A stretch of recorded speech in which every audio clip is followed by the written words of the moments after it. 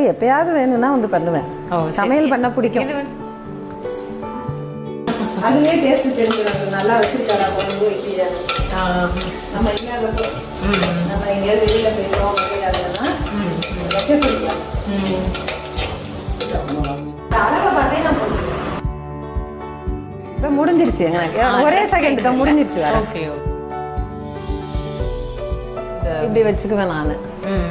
எனக்கு இப்படி வந்து எல்லா பொருளும் கரெக்டாக இருக்கணும். இந்த மாதிரி சைஸ் எல்லாம் ஒன்றா வைங்கன்னு சொல்லுவேன்.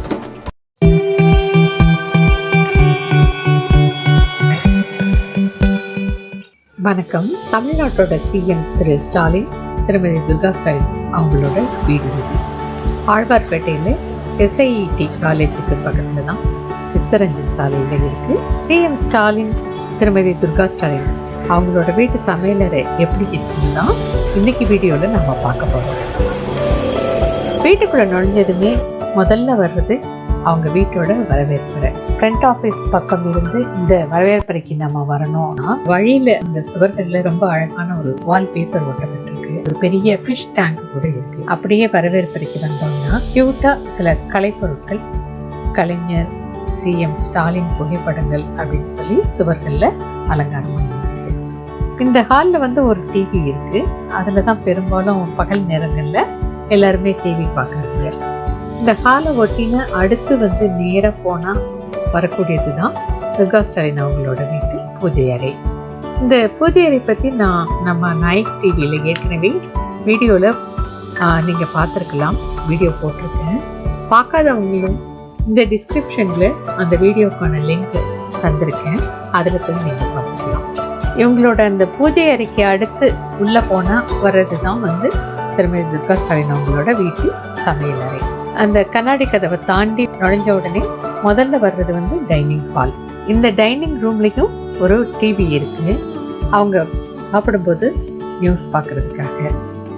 அந்த சுவர்களில் வந்து சில அப்ட்ராக்ட் ஓவியங்கள் வந்து அலங்காரமாக இருக்குது. இவங்க குடும்ப புகைப்படங்களும் ஃப்ரேம் போட்டு அந்த டைனிங் ஹாலில் வைக்கப்பட்டிருக்கு.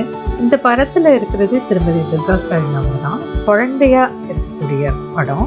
அவங்க அப்பா அவங்கள தூக்கி வச்சுட்டு இருக்காங்க. அதே போல திருமதி துர்கா, திரு ஸ்டாலின் தம்பதியர் எடுத்துட்ட அந்த படங்கள். குழந்தையா இருந்த உதயநிதி அப்பா திரு ஸ்டாலின் அவங்க வந்து தூக்கி வச்சுட்டு இருக்கக்கூடிய படம். பேத்தி தனுவை வந்து பாட்டி துர்கா தூக்கக்கூடிய படம் அப்படின்னு சொல்லி நிறைய படங்கள்.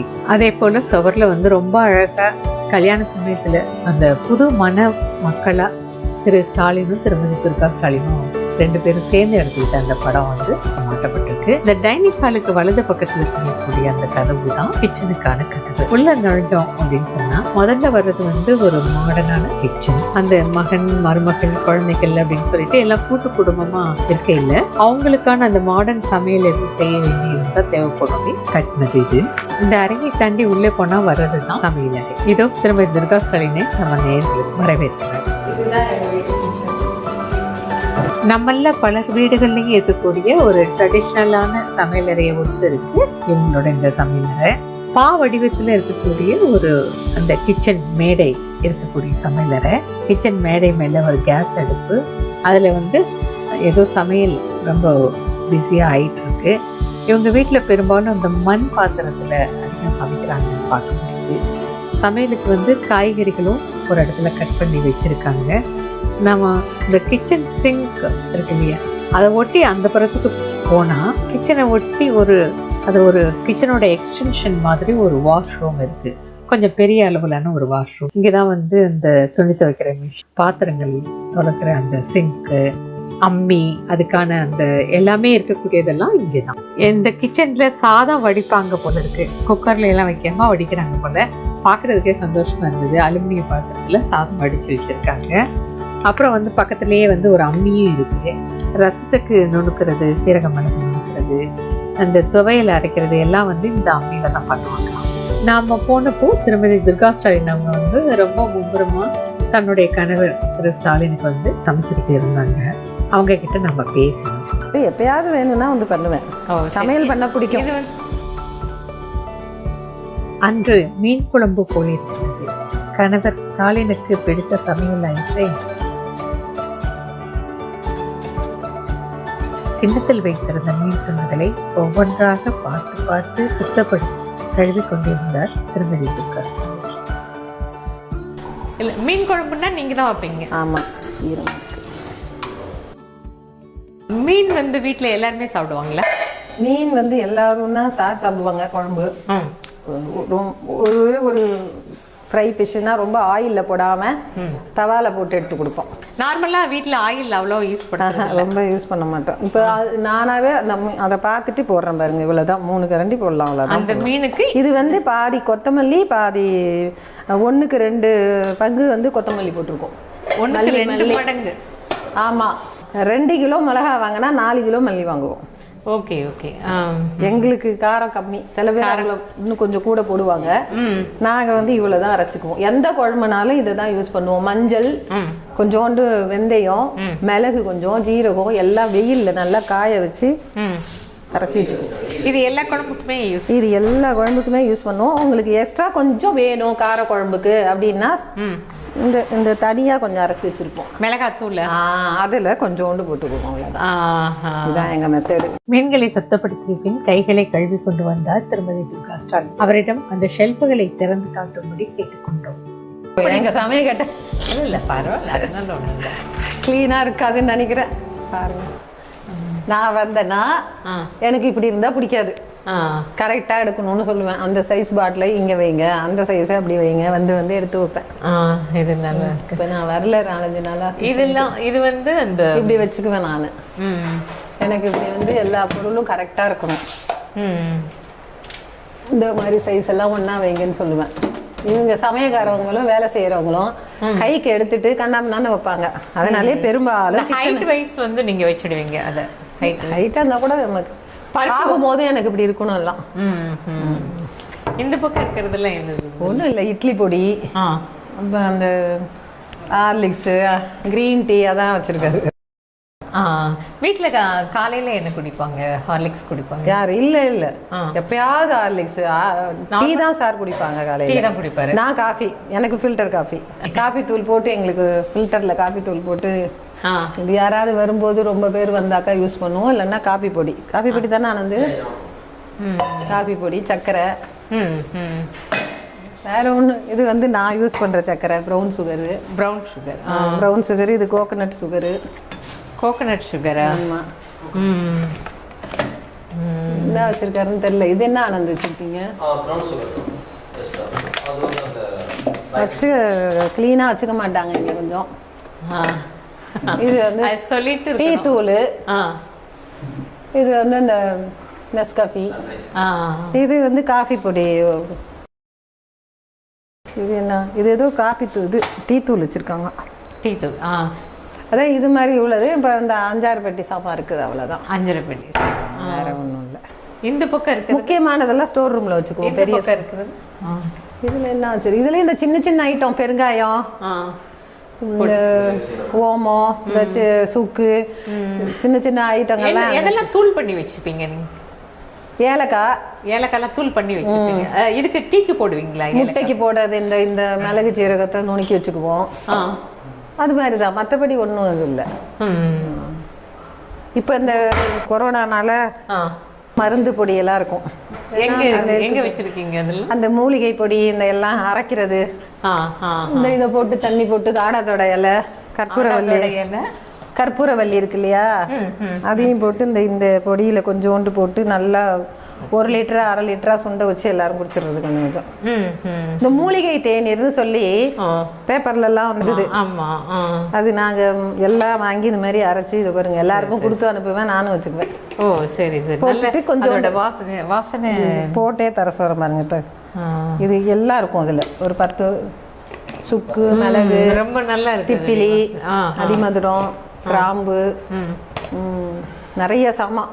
அது எல்லாம் ஒரு அளவு இருக்கும், மெஷர்மெண்ட். அதை நிறைய வாங்கி அரைச்சிருவோம். கொஞ்சம் போட்டு அந்த இலையும் கொண்டு வந்து போட்டு கொதிக்க வைக்கிறது. வேணும்னா பனங்கள் கண்டு போட்டுக்கலாம், இல்ல தேன் ஊத்தி குடிக்கலாம். நான்லாம் சும்மாவே குடிச்சிருவேன். நல்லா கொதிச்சதும் சாருக்கு கொஞ்சம் ஊத்தி கொடுப்பேன், நான் கொஞ்சம் குடிச்சிருவேன். பாக்கி பேரெல்லாம் வேணாம்பாங்க. ரைட்டு, வேணாங்கிறவங்கள விட்டுடுவேன். இதெல்லாம் வெறும் இந்த மிளகா பொடிங்க தான் விதவிதமா வச்சிருக்கோம். இது என்ன ஆனது? பனங்கள் கண்டு, இது கொள்ளு பொடி, கொள்ளு பொடியில என்ன பண்ணுவீங்க மேடம்? கொள்ளு நிறைய நான் கொஞ்சம் தொட்டு சாப்பிடுவேன் இட்லிக்கெல்லாம்.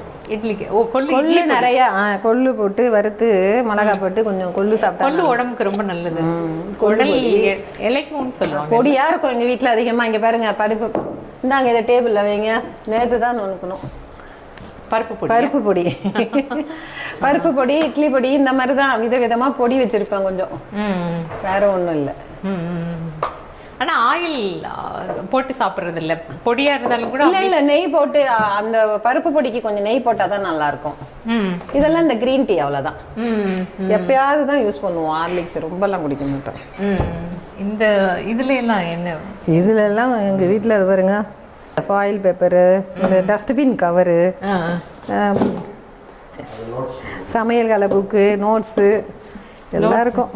நோட்ல எழுதி வச்சிருப்பீங்களா? இது பாருங்க புக்கு, இந்த மாதிரி சின்ன சின்னதா வர்றது. இந்த மாதிரி இதெல்லாம் என் பொண்ணு மருமகள்லாம் தான் இந்த மாதிரி சமையல்லாம் பண்ணுவாங்க. என்ன பண்ணுவாங்க அவங்க எல்லாம் விதவிதமா வேற ஏதாவது கேக்கு, அது நேத்து கூட பேத்திங்க பண்ணுவோம். அது பேக்கரி ஐட்டங்கள்லாம் பண்ணுவாங்க. நிறைய குக்கீஸு அந்த மாதிரி எல்லாம் பண்ணுவாங்க. டிஃப்ரெண்டா பாஸ்தா, ஸ்பெகட்டி அந்த மாதிரி அந்த ஸ்டைல்ல. நீங்க சாப்பிடுவீங்களா? எனக்கு அவ்வளவா பிடிக்காது. சார் சாப்பிடுவாங்களா? சாப்பிட மாட்டாங்க. நம்ம நாட்டு சமையல் தான் நம்ம. ஆமா, அதேதான். சாம்பார், வத்த குழம்பு, ரசம், அதுதான் சாப்பிட்ட மாதிரி இருக்கும். குழந்தைங்களுக்கு கூட என் பேரன் கேட்டாரு, அங்க வந்து என்ன சாப்பிட்டுட்டு இருக்கீங்க? சாம்பார் சாதம் சாப்பிட்டுட்டு இருக்கேன், தயிர் சாதம் சாப்பிட்டுட்டு இருக்கேன். பேர குழந்தைங்க கேட்பாங்களா? கேட்டுது. இப்போ கொடைக்கானல்ல அவர் வந்து பாஸ்தா சாப்பிட்டுட்டு இருந்தாரு. நான் போய் இதெல்லாம் சாப்பிட்டேன். பாட்டி இங்க வந்து கூட அதே சாப்பாடை தான் சாப்பிடுவீங்களா? ஆமா, எனக்கு அதான் பிடிக்குது. சாப்பிடலாம், எனக்காவது கொஞ்சம் டேஸ்ட் பண்ணலாம் வெளியே. எனக்கு அதுவே பிடிக்காது. கிருத்திகா என்ன சமைப்பாங்க? கிருத்திகா பிரியாணி நல்லா பண்ணும். பிரியாணியா? நான்வெஜ்?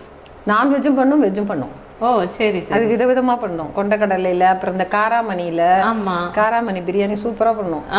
அப்புறம் இந்த தாய் கறி பண்ணும். அது எனக்கு ரொம்ப பிடிக்கும். தாய் கறி.